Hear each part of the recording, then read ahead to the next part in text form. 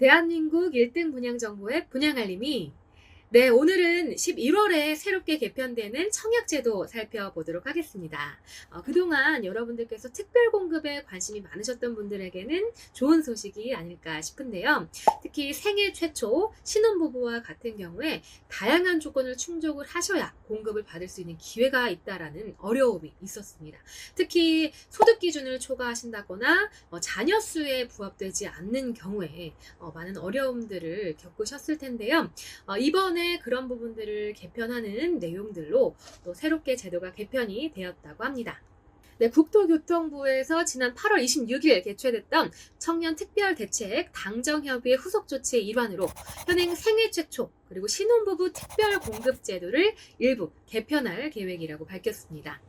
자, 이번 제도 개선안은 1인 가구 혹은 맞벌이 등으로 소득 기준을 초과하는 가구에게 특별공급의 청약 기회를 부여하고 무자녀 신혼의 당첨 기회 확대를 위해서 신혼특공의 추천 방식을 도입하는 것을 골자로 하는데요. 자, 그간 정부는 특별공급 비중을 확대하고 소득 기준을 완화하는 등 신혼부부 및 주택 소유 경험이 없는 가구 등 청년층의 내 집 마련을 지속적으로 지원을 해왔습니다. 자, 그러나 특별공급 사각지대로 인해서 청약 기회가 제한된 청년층을 중심으로 특별공급 제도의 개선이 필요하다라는 지적이 지속적으로 제기가 되어 왔습니다. 네, 제도상 사각지대라고 볼 수 있는 측면이 바로 1인 가구의 경우 주택 소유 이력이 없으시고 5년 이상 소득세를 납부하시고 또 소득이 도시근로자 월평균 소득의 최대 160% 이하인 자에게 공급을 한다라는 내용이 현행 제도입니다. 그렇지만 혼인 중 그리고 유자녀 가구로 또 자격을 한정을 하고 있다 보니까 1인 가구의 경우에는 이 자격에 부합하지 않아서 주택 소유하셨던 경험이 없음에도 불구하고 생애 최초로 특별공급 신청하는 것이 어려우셨던 내용이 있었을 겁니다.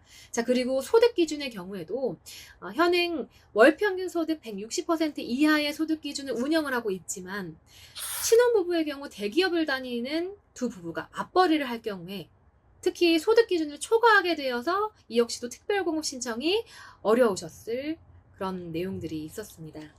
또 자녀 수의 경우에도 이 기준이 자녀 수가 많은 순으로 특별공급이 이루어지다 보니까 자녀가 없는 신혼부부는 신혼부부임에도 불구하고 당첨이 어려워서 생애 최초 특별 공급으로 무자녀 신혼부부가 쏠리다 보니까 오히려 생애 최초 공급의 경쟁률이 굉장히 올라갔었던 측면도 발생을 했습니다. 네, 그래서 어떤 식으로 제도가 개선이 되느냐. 자, 기존 청년층의 당첨 비중, 그리고 대기 수요자의 반발도 예상이 되고, 또 4050 세대 같은 경우는 일반 공급에서 상대적으로 유리한 가점제가 있다 보니까 비중은 일반 공급의 경우 그대로 유지를 합니다. 자, 그렇지만 특별 공급, 신혼 특별 공급, 그리고 생애 최초 특별 공급의 경우는요, 물량의 30%는 요건을 완화해서 추첨제로 공급을 합니다. 자, 2020년 기준의 공급 실적으로 봤을 때 민영 아파트의 신혼특별 그리고 생애 최초 특별 공급과 같은 경우는 약 6만 호가 있었습니다.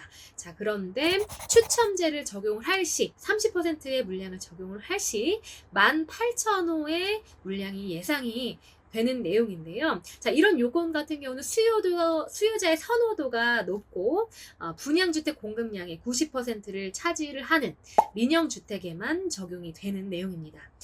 그리고 저소득층이나 다자녀 가구 등의 배려 차원에서 국민주택 공공분양 같은 경우는 적용이 제외가 되는 내용입니다.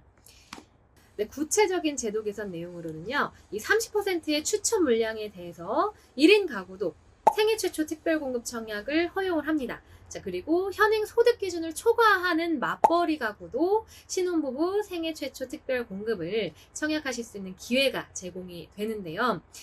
기본적으로 운영 방식의 경우는 신혼부부 그리고 생애 최초 특별 공급의 대기 수요자를 또 배려를 하는 차원에서 이 대기 수요자에게 70%를 공급을 하고 나머지 자녀 30%는 이번에 신규로 편입된 대상자 그리고 우선 공급에서 탈락하신 분들을 더 포함을 해서 이렇게 추첨을 하게 됩니다. 특히 최근의 트렌드가 내 집 마련하고 출산을 계획을 하시는 내용이다 보니까 신혼특별공급의 30% 추첨 물량으로 새롭게 개편되는 제도에서는 자녀 수를 고려하지 않는다는 점이 있습니다. 자, 그리고 이렇게 제도가 개선된 내용에도 불구하고 자산이 많이 있으신 분들이 이 제도를 활용해서 또 공급을 받으시는 경우에 많은 분들이 공급을 못 받으시는 그런 내용이 발생하기 때문에 160%를 초과하는 자는 자산 기준을 적용을 해서 금수저 특공을 제한을 합니다. 이 자산 기준이라고 하는 내용을 보시면 부동산 가액이 약 3억 3천만 원 이하이셔야 합니다. 부동산 가액으로는 토지와 건축물을 기준으로 하는데요. 토지는 공시지가를 보고 그리고 건축물은 시가 표준액과 전세 보증금을 제외한 내용으로 기준을 잡습니다.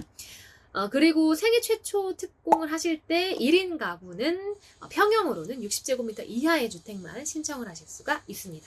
네, 이렇게 제도가 개편이 되면 기존의 제도보다 훨씬 더 완화된 내용으로 더 많은 분들에게 청약의 기회가 있지 않을까 싶은데요. 국토교통부 관계자 역시 이번 특별공급 개편으로 그간 청약시장에서 소외되어 기축 매매 시장으로 쏠렸던 청년층 등의 수요를 신규 청약으로 흡수할 수 있을 것으로 기대된다고 하면서 즉시 관련 규정 개정에 착수해서 11월 이후 확대 도입될 민영주택 사전 청약부터 적용해서 청년층 등의 청약 기회를 확대해 나가겠다고 밝혔습니다.